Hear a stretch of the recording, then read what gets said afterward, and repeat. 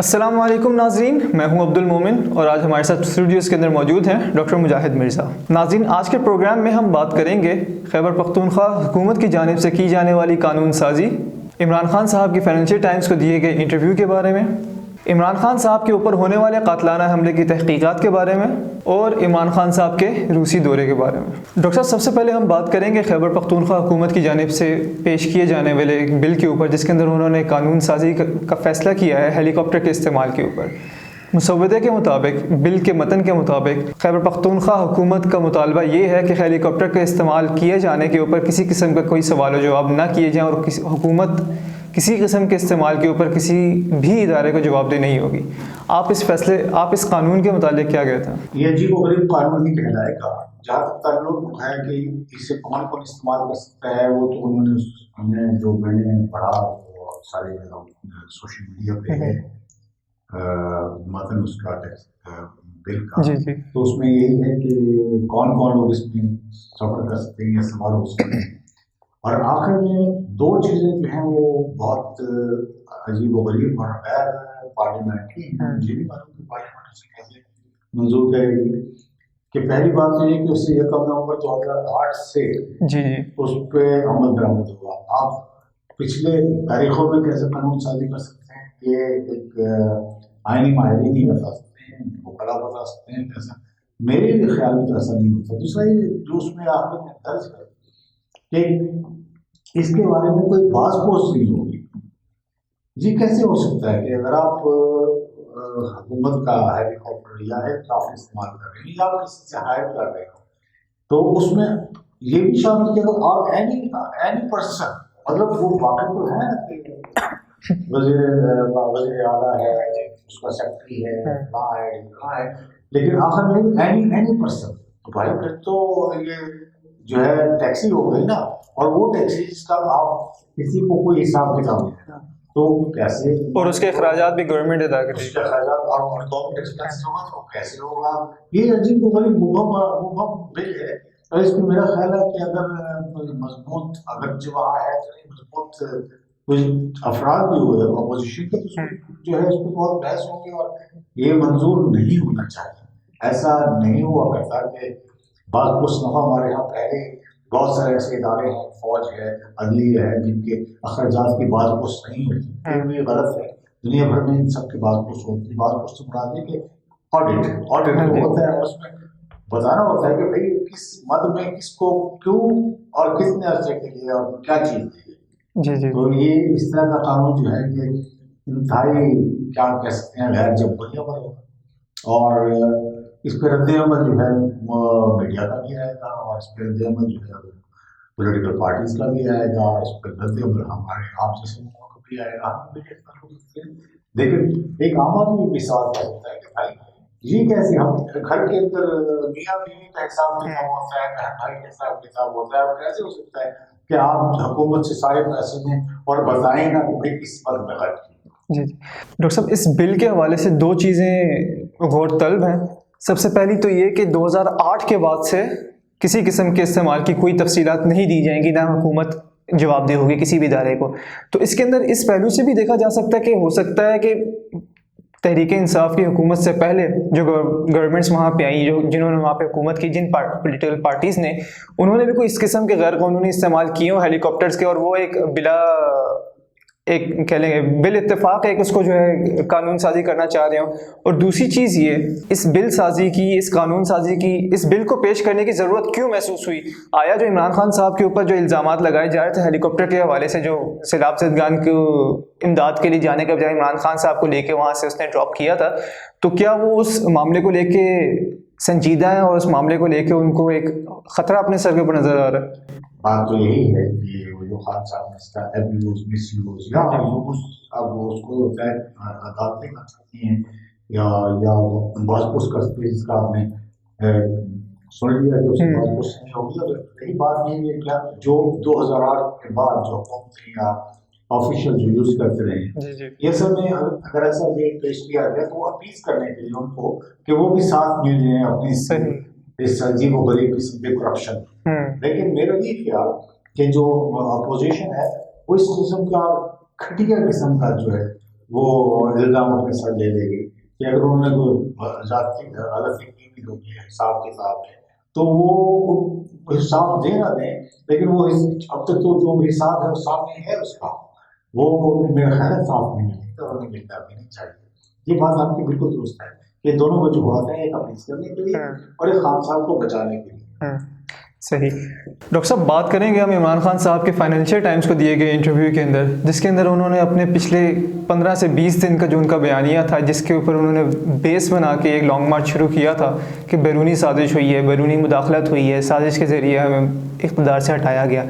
उसके ऊपर उन्होंने कहा कि this is now behind me, मैं इसके ऊपर मज़ीद बात नहीं करना चाह रहा। तो ये ऐसा क्यों है? क्या उनके कोई बैरून मुल्क ताल्लुकात या बैरून मुल्क उनके मुज़ाकरात ऑलरेडी जारी थे या उनको किसी की तरफ से मुतनब्बे किया गया? खान साहब एक लफ्ज़ उनके लिए इस्तेमाल होता है और उस पर फ़ाखिर होते हैं, वो है यू टर्न। और वो कहते हैं यू टर्न तो कोई बुरी बात नहीं है, वो नेपोलियन यू टर्न लिया करता था वगैरह वगैरह। एक तो ये यू टर्न ही XYZ टर्न नहीं है, क्योंकि इसमें बहुत सारी चीज़ों से वो बच के निकलना चाहते हैं। वो जो इन्होंने बयानिया बनाया था साइफर वाला और अमेरिका के हुकूमत की तरफ से साजिश का, उसके अमेरिकी हुकूमत या वाइट हाउस जिसे आप कह लें, कोई मेरा ख्याल है 4 बार तरदीद कर चुके हैं वो। तो इमरान खान को रिविज़िट करना पड़ा अपना ये बयानिया। लेकिन अब मामला ये है कि इमरान खान इस वो को एक बाज़ औक़ात लोगों को ये गुमान हो जाता है, उन्हें गुमान दिला दिया जाता है कि आप इंतहाई मकबूल हैं और आप जो कहेंगे लोग उसको मिनो अन तस्लीम कर लेंगे। लेकिन लोग इतने डम्ब, इतने अहमक नहीं हुआ करते। अब लोगों में कंस्टर्नेशन हो गई कि ये जनाब जो चीज़ आप लेके चले थे और अमेरिका के ग़ुलामी से निजात, अब वो पहली बात है वो ग़ुलामी नियो स्लेवरी हमें समझ नहीं आती किस किस्म की ग़ुलामी है। उस अगर हम कैपिटलिस्ट सिस्टम में देखें तो उस तरह तो सारे ही ग़ुलाम हैं, क्योंकि कैपिटलिस्ट सिस्टम के लिए आप काम कर रहे होते हैं। रही अमेरिका की ग़ुलामी, तो अमेरिका का ग़ुलाम होना और चीज़ है, वसाल होना और चीज़ है कि उनका हुकूमतें वसाल होती हैं, तो उससे आप ख़ुद भी नहीं निकल सकते। आपको ये एहसास पहले भी था और अब भी है कि अमेरिका के साथ जो ताल्लुकात हैं, क्योंकि आप ना वैसे ताल्लुकात आपके चीन के साथ हैं, ना वैसे ताल्लुकात आपके रूस के साथ हैं, ना आप वैसे ताल्लुकात आपके सऊदी अरब के साथ हैं। ताल्लुकात आपके बेहतर चीन के साथ हो सकते हैं, लेकिन उसकी जहतें मुख्तलिफ हैं। सऊदी अरब के साथ अब ताल्लुकात अच्छे हो सकते हैं, लेकिन उसके जो है उसके भी फेसेट्स मुख्तलिफ हैं। रूस के साथ तो आपके ताल्लुकात खैर ऐसे ही हैं जैसे हम हमसायों को ताल्लुकात होते हैं, अस्सलाम वालेकुम वालेकुम सलाम वाले। तो अब आपको ये बात महंगी पड़ेगी, क्योंकि आपने ये बात कह दी ऐसे जैसे हवा में कह रहे हो कि कोई बात नहीं। वो वजह जो मुझे समझ आती है वो ये कि फाइनेंशियल टाइम वाला इंटरव्यू ले रहा था, और फाइनेंशियल टाइम जो है बहुत ही मौसर मौक़र जिसे आप कहते हैं, बावक़ार और बाअसर अखबार है। और अब जब डिजिटल प्लान्स पे सारे आते हैं तो ये बहुत ज़्यादा फैलते हैं। और फिर इमरान खान साहब एक सेलिब्रिटी हैं, वो ये नहीं कि वो सियासतदान की हैसियत से, वो तो जो हैं सो हैं, हम सब जानते हैं। लेकिन वो एज ए क्रिकेट स्टार, और वैसे भी लोग कहते हैं कि वह हम तो औरत नहीं है बल्कि खूबसूरत है उस हिसाब से। और वेस्ट में इनको लड़कियां वाकई पसंद करती थी उस ज़माने में, अब भी कुछ इनके हम उम्र करती होंगी या लड़कियां भी करती हैं, तो खैर लड़कियों का हम क्या पता क्या होता है। तो खान साहब आप अपनी पॉलिटिक्स को दुरुस्त करना चाह रहे हैं, और अब दुरुस्त करने का वक्त वैसे गुजर चुका है, देखें क्या होता है। लेकिन ये एक अजीब व गरीब उन्होंने बात कर दी।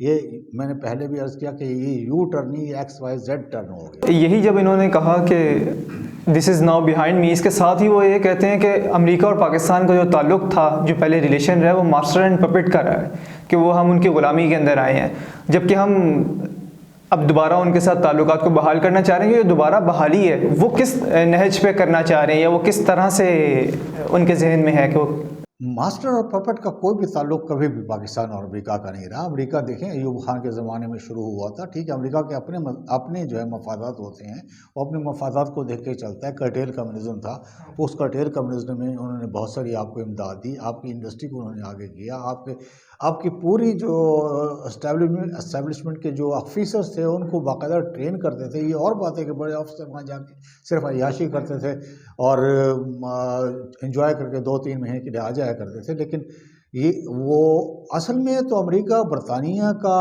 दूसरा हिस्सा है ना, जो बरतानिया जब डाउन हो गया सेकेंड वर्ल्ड वॉर में तो अमेरिका आ गया, क्योंकि अमेरिका के तो सरजमीन पे एक गोली नहीं चली थी। अमेरिका ने तो उस वक्त जो है वो अपना असला बेचा था, दिया था, उस ज़ाहिर उधार पे भी दिया था अगर सोवियत यूनियन को, तो उसके पैसे आए और अमेरिका एक बहुत बड़ी ताकत बना। तो अमेरिका के साथ बोला वो पपेट, और क्या आपने कहा कि वो उस तरह का कठपुतली और कठपुतली का तमाशा दिखाने वाला नहीं था।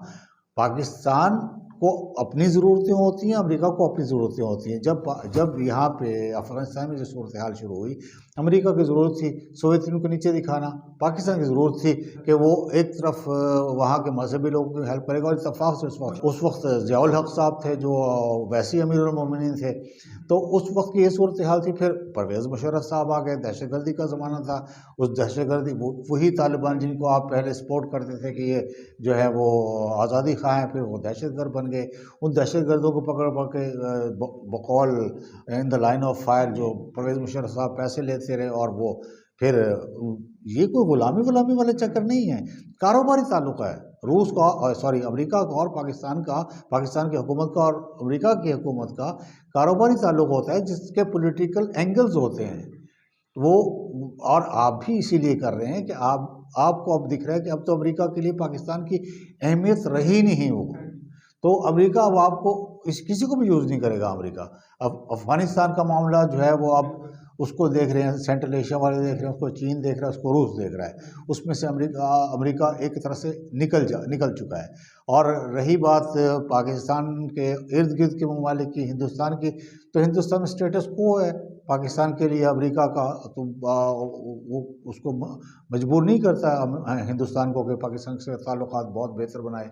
ईरान का बिल्कुल सूरत हाल और है। ईरान में जो है वो अमेरिका ने, बाइडन खुद कहता है कि यहाँ पे हम इसको ख़त्म कर देंगे, मजहबी आमरीत है, जबरी या जो भी है वो इस्लामी हुकूमत है जैसी भी है, तो आपकी ज़रूरत नहीं रही भाई। तो अब आप चाहते हैं कि अमेरिका के साथ ताल्लुकात बेहतर करके, और आप एक और मतलब ये पाकिस्तान में मशहूर रहा है, सच या गलत, कि अमेरिका के साथ ताल्लुकात अच्छे होंगे तो आपको इक़्तिदार मिल जाएगा। तो भाई तो वो बिलावल भुट्टो के भी अच्छे ताल्लुकात। डॉक्टर साहब, आज इमरान खान साहब के ऊपर कातलाना हमला हुए 12 रोज़ गुजर गए हैं, जबकि उस मामले की तहकीकात अभी तक शुरू नहीं हुई। ये बताइएगा कि इसके अंदर कोताही या नाअहली किसकी जानिब से है? राजा बशारत से पूछें जी, मुझे क्या पूछते हैं। राजा बशारत जो उनका वज़ीर क़ानून है, और राजा बशारत की ज़ुबान आप जानते ही हैं, वो तो हर एक को जो है या एक एजाज शाह होते हैं या राजा बशारत होते हैं, तो ये दोनों तो हसन निसार की तरह उनको सबको लपेटना चाहते हैं।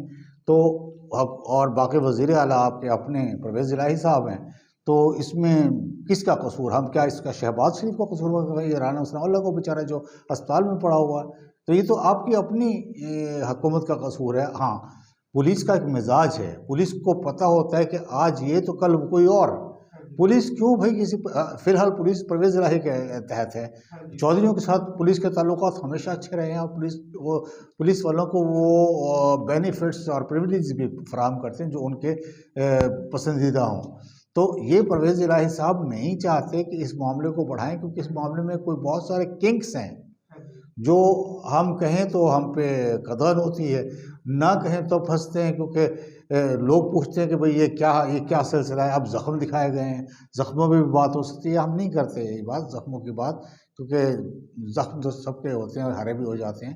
तो ये आप हमसे ना पूछें मोमिन साहब, ये इमरान खान साहब को कहें कि वो तकरीर ना करें, वो पूछे परवेज़ इलाही से, पूछे राजा बशारत से कि ऐसा क्यों हो रहा है। पहली बात तो कि आपने पहले एक ऐसा मामला खड़ा कर दिया कि जो फ़लाँ के ख़िलाफ़ ताता सुप्रीम कोर्ट में अब चले गए कि इनके ख़िलाफ़ FIR काटी जाए। जो FIR कट गई वो आदमी ने एतराफ़ जुर्म कर लिया था, उसको अभी तक पेश नहीं किया गया। तो फिर वही बात है ना कि आपके साथ कुछ हाथ कर रहे हैं। चौधरी परवेज़ इलाही मोहतात होंगे या उनकी कोई मसलहत होगी, या वो जानते होंगे कि ये सूरत हाल क्या थी, तो इसीलिए वो चीज़ों को आगे नहीं करेंगे, कहीं शर्मिंदा ना होना। डॉक्टर साहब, इमरान खान साहब ने आज जो धरने के लॉन्ग मार्च के शुरका से जो खिताब किया, उसके अंदर उन्होंने कहा कि जो पुलिस ऑफिसर वहाँ पे ड्यूटी के ऊपर तैनात था, उसके ऊपर हुकूमत की जानिब से ढके छुपे अल्फाज के अंदर उनका कहना यह है कि उसके ऊपर हुकूमत की जानिब से प्रेशर डाला जा रहा था कि FIR ना काटी जाए इन 3 लोगों के ख़िलाफ़ जिनका मैंने नाम लिया, और उसके जवाब के अंदर उसने अपने ओहदे से इस्तीफ़ा दे दिया कि मेरे से काम नहीं हो सकता, आप अपने किसी और को बुला के यहाँ पे अपनी मर्ज़ी से FIR लिखवा रहे हैं जो आप करना चाह रहे हैं।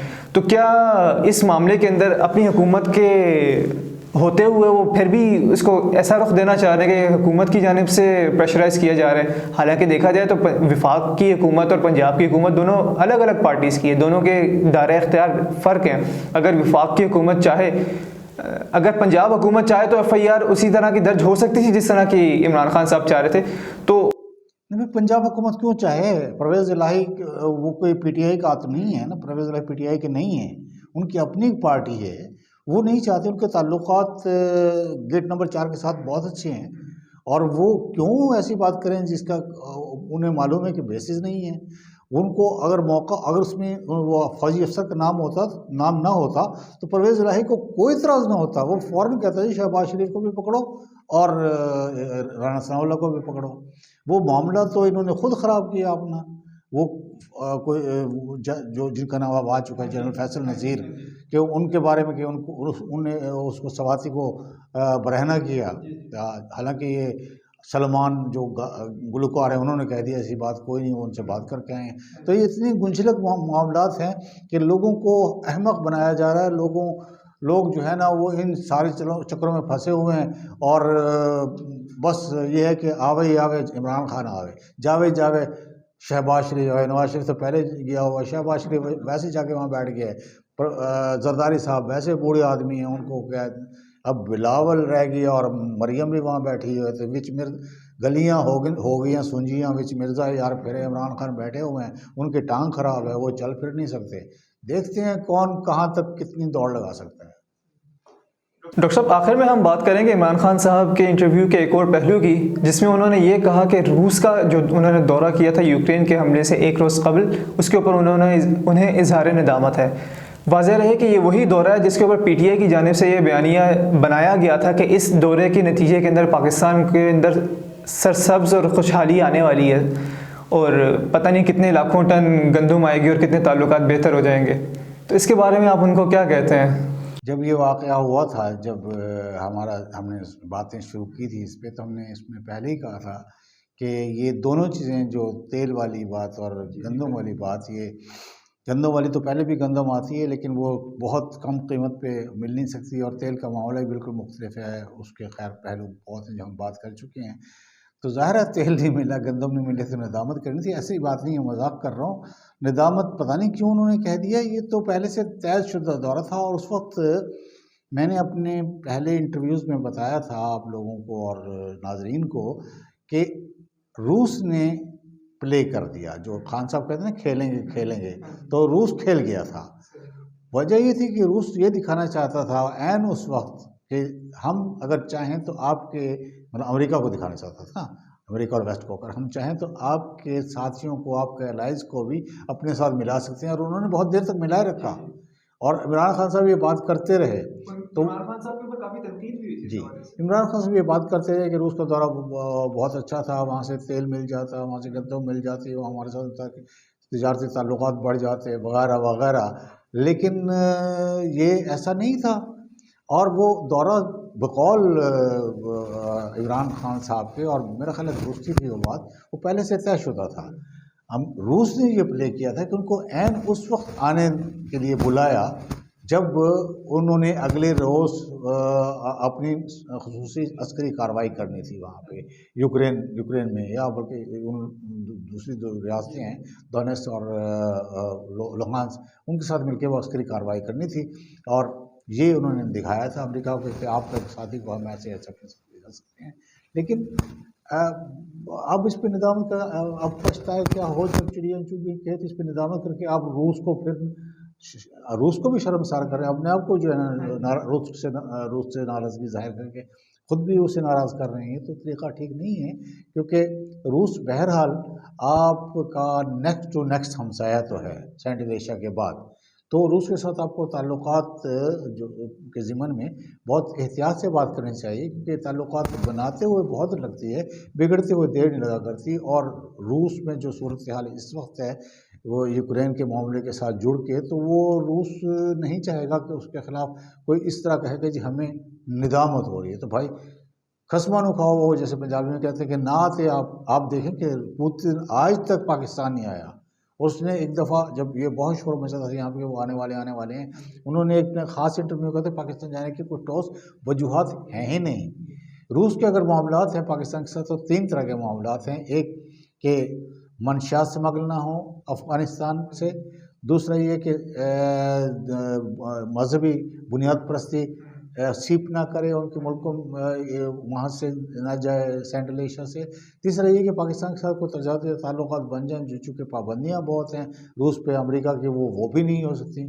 रही बात दो पहलू मैंने पहले बताए, उन पे आप पहले ही कमेटीज़ बनी हुई हैं, वर्किंग ग्रुप्स बने हुए हैं, आप उस पर काम कर रहे हैं, और आपका अस्करी ताल्लुकात भी रूस के साथ अच्छे हैं, आप उनके साथ बाहम मशक़ें भी करते हैं। अब आप कहें जी हमें नदामत होती है, तो आप अपना जो है क्रेडिट कम कर रहे हैं। इमरान साहब जो है ना, पता नहीं क्या हो गया, शायद टांग पे ज़ख्म लग के कोई परेशानी हो गई उन्हें। कभी वो अमेरिका को नाराज़ कर रहे हैं, कभी राज़ी करने की कोशिश कर रहे हैं, कभी वो रूस को नाराज़ कर रहे हैं। अल्लाह चीन को बचाए इमरान साहब से, देखें क्या करते हैं, चीन के साथ क्या सलूक करते हैं। बहुत शुक्रिया नाज़रीन, आज का प्रोग्राम का वक्त ख़त्म हुआ चाहता है। अगले प्रोग्राम तक के लिए हमें दीजिए इजाज़त। अल्लाह हाफ़िज़।